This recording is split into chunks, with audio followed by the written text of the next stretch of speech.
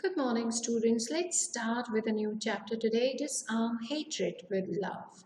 This is chapter number 10 in your books. It is on page number 56. Please open your book so that you know which chapter we are on. Right? So let's continue. I have decided to stick with love. Hate is too great a burden to bear. Yes, the best thing is to love each other rather than hating each other. Learning objectives. Hatred is the weapon of the weak. So when a person is weak, he hates others. A strong person knows how to beat the weak with love. And if a person is strong enough, he knows how to beat the other person with love. There is no problem that cannot be solved with love. You can solve anything in the world with love, not with a hatred and fight. Hatred makes people, here it says hatred makes people short-sighted and prone to erring. Means when you are filled with hatred and your mind stops to work. It stops, it doesn't really work. And what happens is you never get good ideas. Your thinking ability is blocked. And when this happens, what happens is you're unable to resolve issues. So do not allow hatred to take its course. Do not allow hatred to fill your heart with pain and sufferings. Make sure that you have love for everyone. Love makes us inclusive, empathetic, tolerant, and more equipped to solve problems. So when you have love in your heart, when you give love, when you're loving and kind, what happens is there's no pain in your heart. And what happens is you actually become more empathetic. Means you understand the problem of the others, right? Okay. A person who responds to hatred with hatred is more likely to end up creating more problems. So when you hate the person who hates you, you create more trouble for yourself and for others. When someone hates you, return their hatred with love. That's how you can win the person or win the argument. Let's see, we have a beautiful story time here. Tushar was a student of 7th grade. He was an amiable young boy who liked all people he knew and was also liked by all of them. Amiable means a friendly and a loving kind of a boy. One day, Tushar's teacher gave him and the rest of the class a strange assignment. The class was told to bring some potatoes in a plastic bag to school. When you go home today, each student will sit and make a list of all the people he or she hates. And for each person in the list, the student concerned will bring one potato. That is, if you hate one person, you bring one potato right? If you hate two, bring two potatoes, and so on, the teacher said. So this teacher, she gave an assignment to her students. She told them that when you go back home, make a list of the people you hate, right? If you hate one person, get one potato and keep it in the bag. If you hate two people, take two potatoes and keep them in the bag, and so on. The next day, the children brought their potatoes, okay?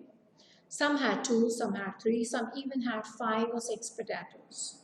Tushar had none. When he had started making a list of all the people he hated, he had realized that there was no one he really hated. So he brought no potatoes. The teacher told the class that each student will carry these potatoes with him or her for the rest of the week. They would have to carry their potatoes wherever they went.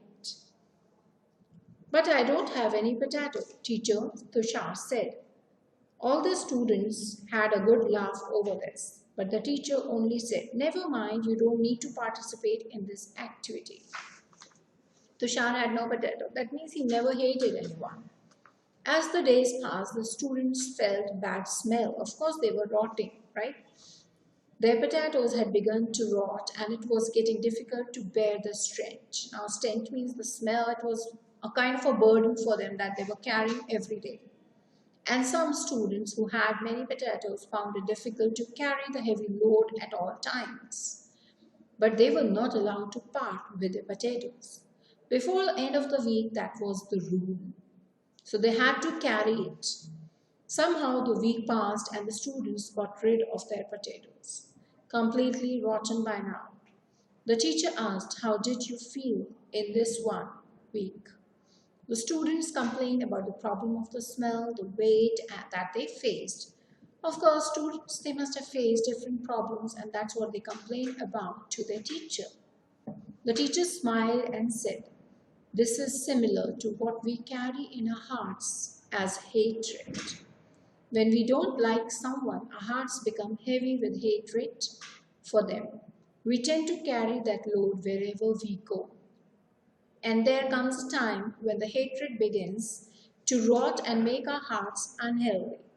If we are not able to," right? Give me a minute, please. Okay, so if we are not able to bear the stench of rotten potatoes for a week, think of the stench of rotten feelings that we carry in our hearts all the time throughout our lives. So when you are tired of having, of having carrying, when you have to carry this burden of potatoes, so imagine what happens to your heart when you have to carry bad feelings, hatred for these people throughout the life.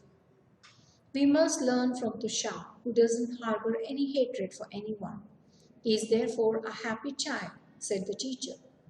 We must forgive those who have not been good to us and remember only the good things. That also helps us create space in our hearts for happier feelings. The entire class rose and clapped in Tushar's appreciation. So you have to make sure that you are like Tushar. You do not carry, you actually do not carry any hatred for anyone, right? Slice of life. Hatred in our hearts is like potatoes in a plastic bag. They begin to rot after some time. There are many good things to keep in our hearts. We must focus on those. We should forgive and forget those who have not been good to us. Yes, if somebody is not good to us, maybe it will hurt for that moment. But then take 3 deep breaths and let it go. Okay, don't carry the hatred in your heart. We should remember good people and keep happier feelings. We may discard the rest. Whatever happens, whatever bad happens with you, just ignore it. Remember the good part of the day. Remember the good people. Remember the good compliments. Remember everything good. And make sure that your heart is happier. Our life is too beautiful and our hearts too precious to be spoiled by the feeling of hatred. So, of course, that's true. Your hearts are beautiful. You are beautiful. So what you have to do is fill your hearts with happy feelings. Make sure that there's no hatred, no place for hatred. And please do, because of your hatred, avoid hurting others. Right?